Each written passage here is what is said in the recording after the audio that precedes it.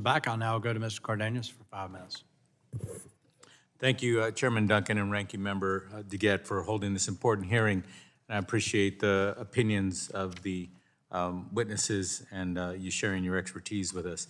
Under the Natural Gas Act, Congress required the Department of Energy to ensure that LNG shipments to non-free trade agreement countries are in the public's interest.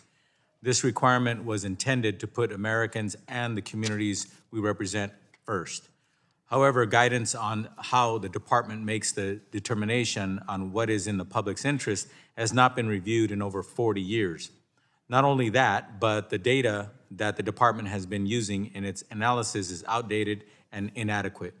The administration's recent pause on LNG exports is an opportunity for the department to conduct a long overdue analysis to better reflect updated climate and economic realities that face our nation and the world. As a result, this process will allow for a more accurate determination on what is in Americans' best interest, including the people who will be most affected by these consequences. Ms.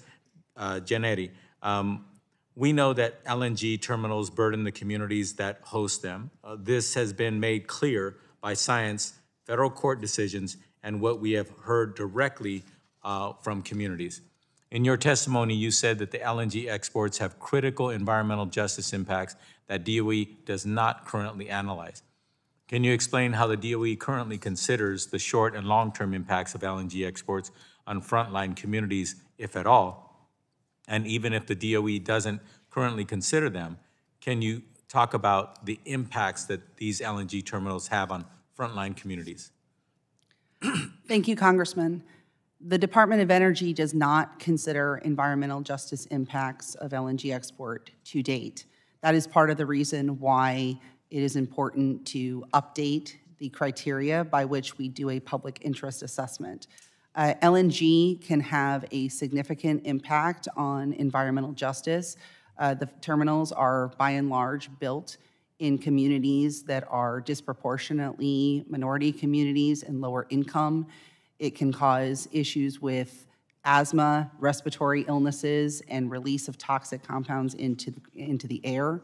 And these impacts have extremely serious effects that can compromise the vitality and economic security of the regions that are directly affected. Environmental justice is one of the most important issues that we need to look at today, and unfortunately, the department currently doesn't do that.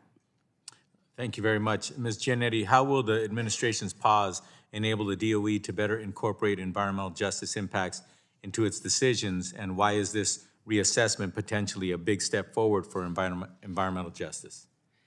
The pause enables the department to not only work with scientific studies and with the own national labs, but also to solicit feedback from community members that are affected by LNG development to ensure that we are properly accounting the disproportionate impact on environmental justice communities. Thank you. Unfortunately, throughout this Congress, Republicans have built upon a decade-long effort to remove public interest determinations from LNG exports. If Republicans were successful in their efforts, only FERC would need to approve LNG export terminals. Can you talk about why this would be concerning, given FERC's recent history of ignoring climate and environmental justice impacts in its certificates under the Natural Gas Act? Thank you, Congressman. I'll first note that FERC is also subject to the public interest determination under the Natural Gas Act. So FERC also is required to look at all elements of the public interest in determining whether a project should be approved. Therefore, the concerns about whether the public interest is properly being assessed affect both the department and FERC. To date, FERC has failed to properly account for the climate, economic, and environmental justice impacts of LNG infrastructure. There are some reasons to potentially be hopeful that that could change, but so far we haven't actually seen anything happen. Thank you. One of the original reasons why I ran for office almost 30 years ago was because I grew up in a neighborhood where all of the dump sites in Los Angeles were on my side of town.